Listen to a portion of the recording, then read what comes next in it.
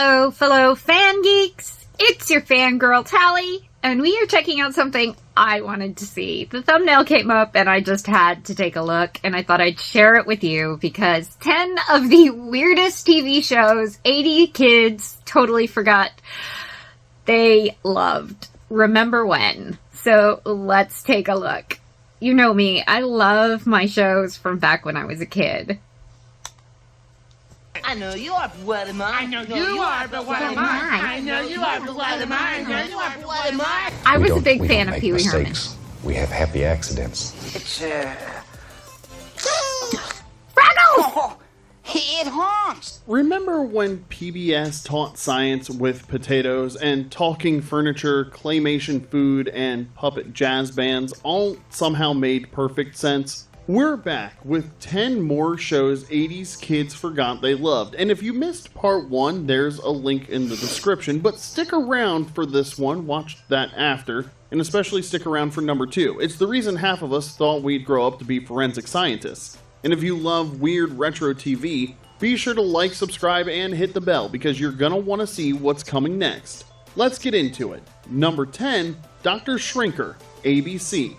Long before Honey, I Shrunk the Kids turned backyard grass into jungle terrain, the Krofft Brothers gave us Dr. Shrinker in 1976, a gloriously absurd slice of Saturday morning TV where every toothbrush was a death trap and every coffee mug was a swimming pool. Here's the setup.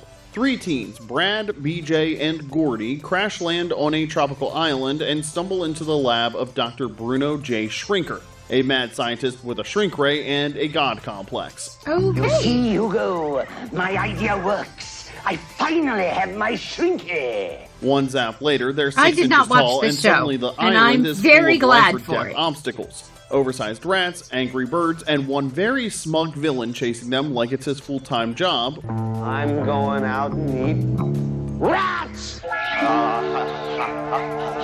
Hi there. Well, it's kind of because it was. Hugo, his loyal assistant, played by Little Person TV legend Billy Barty, occasionally questions why they don't just invest in mousetraps instead. Hey, turkey! Split before you end up chicken soup!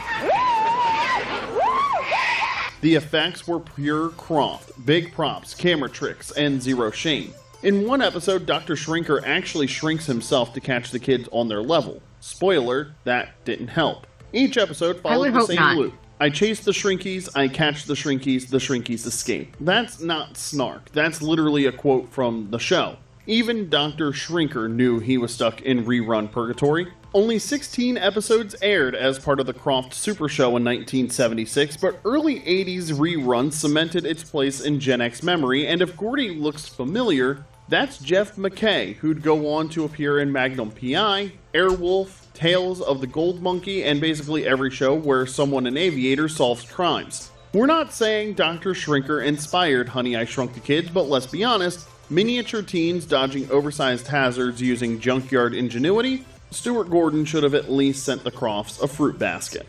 Number 9, Fraggle Rock, HBO. I still watch this, no lies.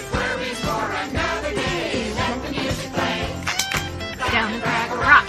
Before HBO was known for dragons and mobsters, it gave kids Fraggle Rock, Jim Henson's trippy underground puppet utopia where radishes were currency, architecture was edible, and a sentient compost heap doubled as your life coach. The stars were the Fraggles, Gobo, the fearless explorer, Red, the Olympic-level show-off, Moki, the mystical poet with big art school dropout energy, Boober, a laundry-obsessed worrywart who basically lived in a panic attack, and Wembley, the indecisive peacekeeper who couldn't pick a sandwich topping without spiraling.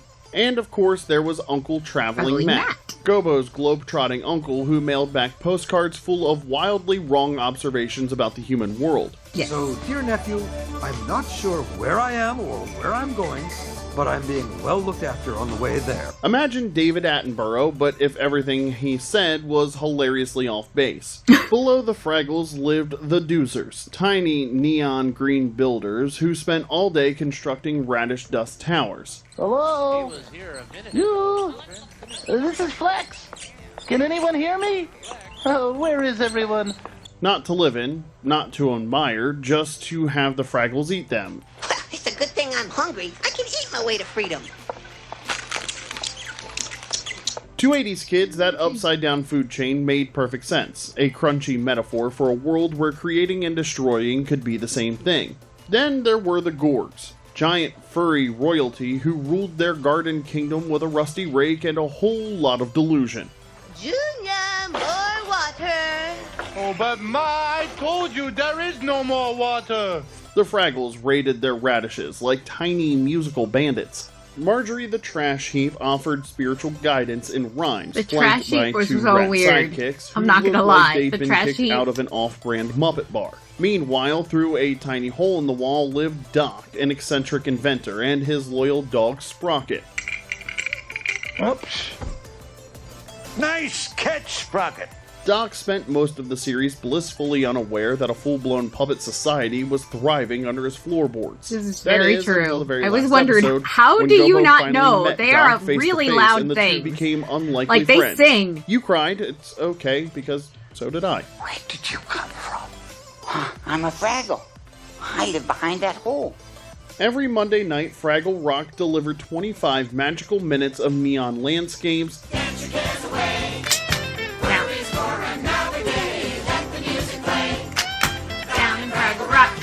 earworm songs. It wasn't just a show, it was an escape hatch, a weekly permission slip to be weird, build something pointless, and knock it down for fun. Over 5 seasons and 96 episodes, Fraggle Rock didn't just entertain. It taught you to dance your cares away, eat the architecture, and believe that even a pile of garbage might hold the answers to life's biggest questions. Number 8, The Bugaloos, NBC. You will be taking an unexpected trip. I saw a couple episodes of this. It was Now, trippy you thought as Fraggle Rock frack. was trippy? 1970 brought us the Bugaloos, 4 British teenagers in shimmering insect costumes who lived in Tranquility Forest and spent their days dodging an evil witch whose entire personality was disco supervillain mid-meltdown. Let that sink in for a moment. The Bugaloos, IQ the grasshopper, Harmony the bumblebee, Courage the ladybug, and Joy the butterfly, were basically the monkeys, if the monkeys had been shrunk, dipped in glitter, and given the power of flight. They zipped through Tranquility Forest on wires and optimism, belting out bubblegum pop songs while their nemesis, Bonita Bazaar, plotted musical sabotage from her towering jukebox lair. Super weird. Martha Ray played Bonita with the chaotic energy of someone who just got kicked out of Studio 54 and took it personally. Her motivation was pure jealousy. The Bugaloos' music was more popular than hers, so naturally she did what any washed-up diva would do: unleash an arsenal of sonic weapons. Put on your supersonic sneakers, 'cause you're going to the party with me. Think brainwashing speakers, disco ball mind control rays, and robot henchmen named Funky Rat and Woofer, who looked like glam rock mascots built out of leftover Radio Shack parts. What made the Bugaloos peak Krofft Brothers madness was how seriously everyone Brothers took the madness. really came up with no some winking, trippy no stuff. irony. Martha Ray delivered villain monologues like she was headlining Broadway. The Bugaloos harmonized through psychedelic mayhem like their lives depended on it. Let your heart see the colors all around you. And Sparky the Firefly handled exposition like a glow-in-the-dark Greek chorus. The sets were bargain bin brilliance, cardboard forests that swayed in the breeze, glitter-coated costumes that looked like gym uniforms bedazzled by woodland sprites, and visible wires hoisting teens across the sky, and yet, it worked. The songs were catchy, the colors were radioactive, and every episode felt like getting lost inside a lava lamp. Frowns are reserved for circus clowns. Fun fact, future Genesis frontman Phil Collins auditioned to play IQ, but didn't get the part. Wow. So yes, if history had gone differently, the Can you Bugaloos imagine? could have included Susudio, performed by a flying grasshopper. For 80s kids catching it in syndication, the Bugaloos was one of those shows you didn't question. You just watched. Every Saturday morning, 4 British bug people outwitting a jukebox witch felt weirdly normal. Only 17 episodes were ever made, but that was more than enough to launch the theme song in your brain and leave you wondering if you hallucinated the whole thing. Number 7, The Joy of Painting with Bob Ross, PBS. And that was what my mom would put on here. to knock me out to sleep when I was Right homesick. through here. There we go. Ask any Gen Xer and they'll tell you Bob Ross was the Zen master of oil painting, conjuring snow-capped mountains and happy little trees in less time than it took to microwave a Hot Pocket. Launching in 1983, The Joy of Painting was more than just a how-to show. It was TV's original ASMR. Yes. This will end. Yes. The 8th Joy of Painting series. It's hard for me to believe it. At 4 p.m. on PBS, sandwiched between cutthroat game shows and frenetic after-school cartoons, Bob offered something totally unexpected: stillness, and that's exactly why kids loved it. While everything else on TV was shouting for your attention, Bob Ross whispered, Okay, now let's go into a little bit of the gray and white. Just a little bit. Literally, his calm voice, soothing brushstrokes, and total lack of pressure made it feel like the TV equivalent of a warm blanket. He didn't talk down to you. Didn't rush. I didn't would, try to if I sell was you homesick, anything. it was He just invited you into chicken a world soup, where mistakes grilled didn't cheese sandwich. exist and every I mean, smut had the genuinely potential sick. to become a mountain.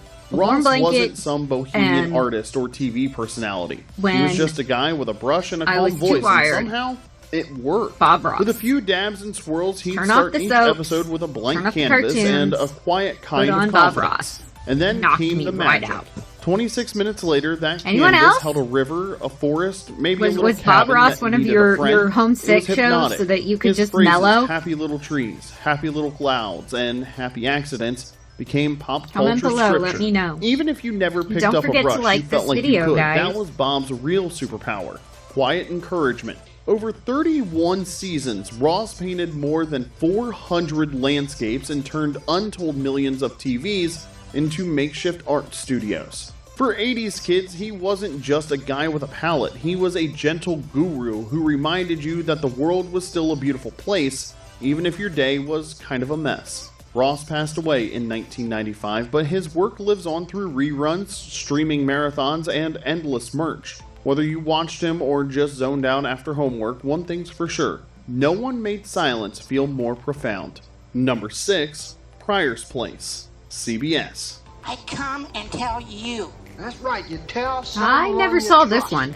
I trust you, Bummer. When you think Saturday morning kids shows, your mind probably goes to cartoons, cereal commercials, and Richard Pryor? No. Yeah, that Richard Pryor. The king of edgy stand-up I was movie going to say, comebacks I and think more Richard than a Pryor, few and I not think safe all for kinds work of stories. naughty, But in 1984, naughty he showed up things. on CBS with Pryor's Place, a Like, I wasn't even live-action supposed to be puppet-filled show watching where those every tapes. week brought a And I new did life say lesson tapes wrapped in because jokes, music, and just it enough was a weirdness VHS to make time. it stick. I was scared when I did that. I'm real nervous. You ever been nervous when you're on stage? Oh, yeah. Pryor played multiple characters, including a sax-playing Rastafarian and a wisecracking adult version of himself, guiding kids through topics like peer pressure, vandalism, divorce, and even racism. See, I figured if I tell him a joke, he'd laugh and let me go. So I'd tell him this joke that I thought was real funny. And somehow it worked. He didn't sugarcoat anything, but he also didn't make it feel heavy. He kept it funny, honest, and a little rebellious. The show had Krofft-style puppets like Filbert the Liar and Maurice the Magnificent, a magician who couldn't land a trick but still had full confidence. Add a catchy theme song by Ghostbusters hitmaker Ray Parker Jr. Let's get on over to Pryor's Place. A neighborhood set that actually looked like a real city block, and guest stars like Robin Williams, Kareem Abdul-Jabbar, and Lily Tomlin. Wow. And you've got a show that somehow felt cool and educational at the same time. It only ran for 13 episodes, but Pryor's Place packed a lot into that short run. Despite some early hesitation from a few stations, Pryor's Place aired on the vast majority of CBS affiliates, but for the kids who caught it, Pryor's Place was unforgettable. It was funny, real, and miles ahead of its time in representing urban kids on screen. Hey, we're halfway through this countdown. How many of these shows did you actually watch? Let us know in the comments if you caught the bugaloos in syndication or if you changed the channel faster than a game of Frogger. I caught now a few let's get back to episodes. the weirdness with number 5, Mr. Wizard's World, Nickelodeon. Oh my Before gosh, Bill that Nye one was cool, on there was all Mr. the Wizard's time. World, the original science show that made you And feel like depending you had a on what chemistry the set and theme zero of the day adult was, supervision. depended Don on if I Herbert watched. wasn't flashy and talked like a guy who definitely kept a fire extinguisher just off camera. And you now can look at real live animals There they are. Look at them. But every episode, he turned a kitchen counter into a mad scientist's dream. He dipped dollar bills in mystery fluid and lit them on fire without burning them. He made volcanoes bubble, water levitate, and spaghetti noodles behave like high school physics equations. And he always had some poor Nickelodeon kid standing next to him, half amazed and half terrified. Yeah. The show was loud, glitchy, and drenched in synths. Graphics flew across the screen like it was edited on a Commodore 64, but the real magic was that Don never talked down to kids. But this is a gas by chemical definition or physical definition. He made you feel like science wasn't just something you could understand, it was something that you could do. And so we tried. We raided our mom's cabinets, flooded our bathrooms, and set off the occasional smoke alarm, all in the name of learning. It was totally worth it. And you've just done what? Yeah. Made one out of? Potato cut. Potato? And salt butters. Right. Mr. Wizard's World ran for 5 seasons starting in 1983, then lived on in reruns through the 90s and early 2000s. That is Herbert weird. even launched a teacher-focused series in 1994. He passed away in 2007, but his impact never fizzled out. Number 4, Wonderbug, ABC. Hey, Wonderbug!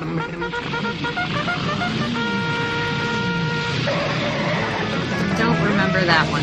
Before there was Lightning McQueen or Bumblebee, there was Wonderbug, a rust bucket dune buggy with superhero delusions and just enough horsepower to back it up. We need Wonderbug!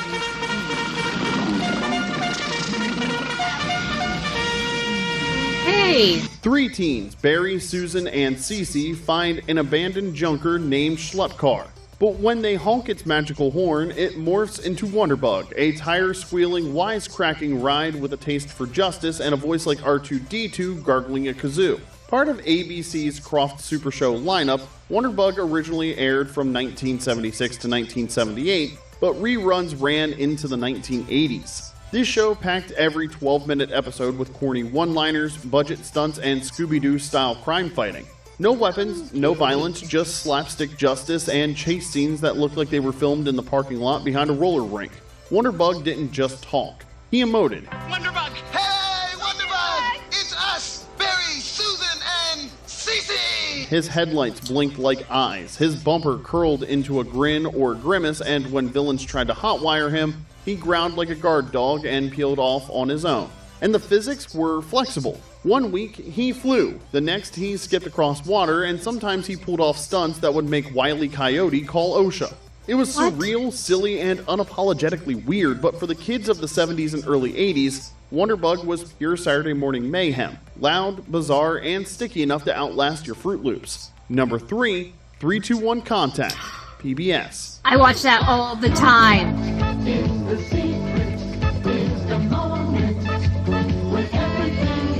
Picture this for me. It's 4 p.m., school's out, and PBS is about to convince you that science is basically spy training. That pulsing synth theme kicks in, lightning bolts dance across your screen, and boom! You're watching 3-2-1 Contact, baby! The only show that made chemistry feel like decoding enemy intel. And what about that parabolic microphone we had? The kind they use at football games to hear the quarterback signals?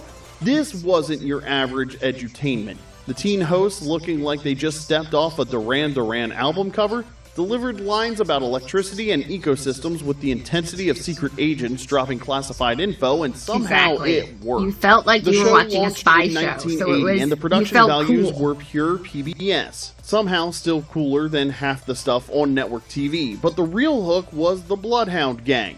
Whenever there's trouble, Down the double, we're the Bloodhound Gang. A recurring segment where junior detectives cranked real mysteries using actual science. These kids dusted for fingerprints, tested chemical samples, and solved art thefts and museum heists using the scientific method. Officer and his partner is locked in a van over in those woods.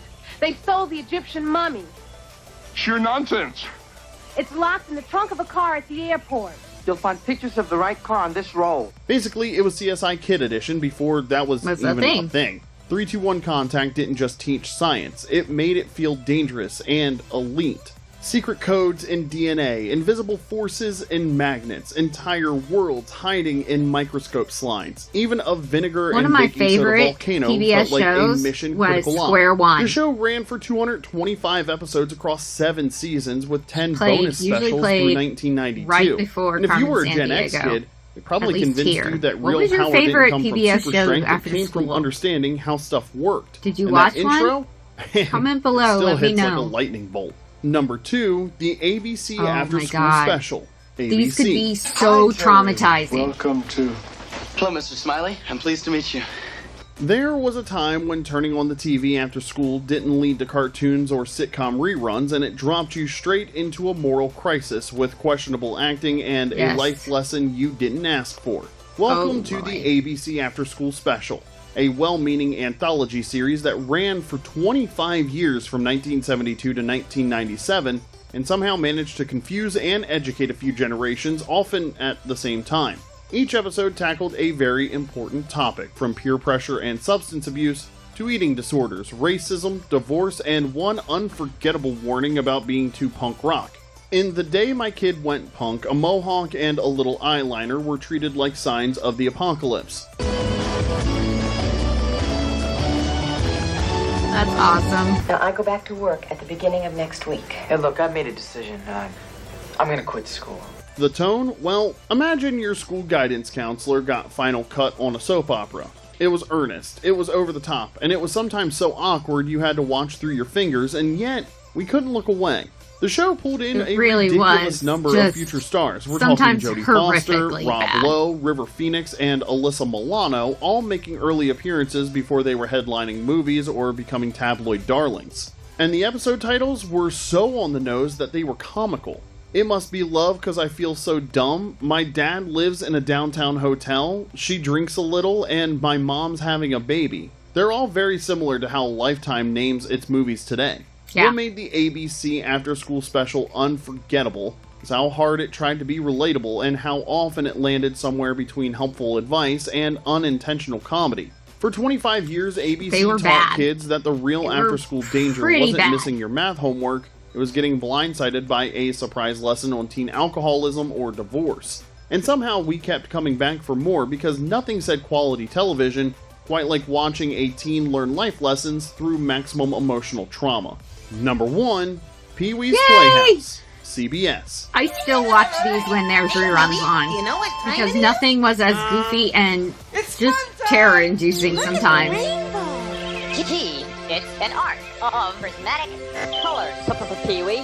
And finally, we have our last entry, the wildest, weirdest, and most wonderfully unhinged kid show of the 1980s that we all loved, Pee-wee's Playhouse. Hosted by Paul Rubens as the Mecca lecca gleefully hi, eccentric mecca Pee-wee hiney ho. Herman. This wasn't just a children's That was a program. real thing. It was a Technicolor explosion And kids of everywhere puppets, said puns, it. pop art, and pure chaos. Parents allowed it. In public. Look, Pee-wee, I drew your picture. That looks just like me. Every Saturday morning, CBS handed Rubens over $300,000 an episode and let him build a living cartoon, and what we got was magic. Inside the Playhouse, everything had a personality. Cherry, the talking armchair. Jambi, the rhyming genie. Globy, the French-accented globe. Conky, the robot who spat out the secret word of the day, prompting instant screaming from everyone, including the furniture. And Terry, a whiny pet pterodactyl who somehow also had his own pet pterodactyl. Yeah, that was weird. Here comes trouble. It's Randy. Hiya, Pee-wee.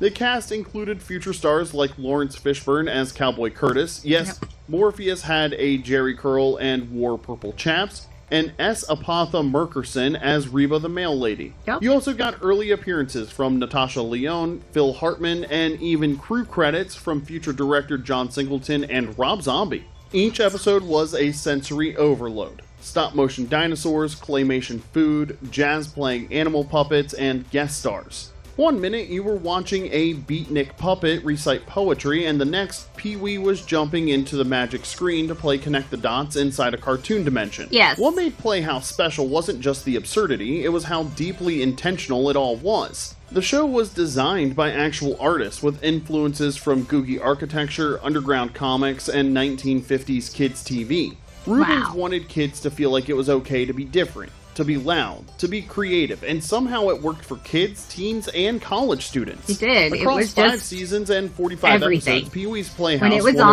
on, 20 I wanted- Emmys, launched I a did not cult want to miss following, it. and As a became a kid, Saturday that morning was it. staple for an entire generation. It was loud, loving, weird, inclusive, and so packed with imagination that it made everything else on TV look like homework.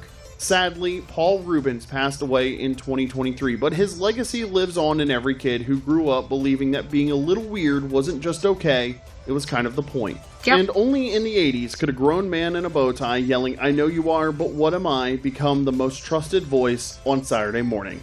And there you have it, 10 of the weirdest TV shows 80s kids forgot they loved. Which one had you glued to the screen? Drop a comment and let us know, and Fraggle bonus Rock. points if you can still hum a Bugaloose tune. Be sure to hit like, subscribe, and As ring much that as I notification loved bell because Pee-wee's we've got Playhouse, more it was nostalgic Fraggle TV Rock. deep dives I on the way. Thanks begged for watching. for cable we'll see you TV. next time. Begged for cable TV just so I could watch Fraggle Rock. And we couldn't afford it, so I would go to a friend's house so I could watch Fraggle Rock. Which is horrible, but true. Now, what about you guys? Any of those? Tick your boxes? Let me know. Please, comment below. As always, please remember to like this video, and if you're not already a fellow fan geek, please subscribe to the channel, and hit that notification bell with your notifications turned on so that you know every time we drop a new video. And guys, I'll see you in the next one. Bye-bye.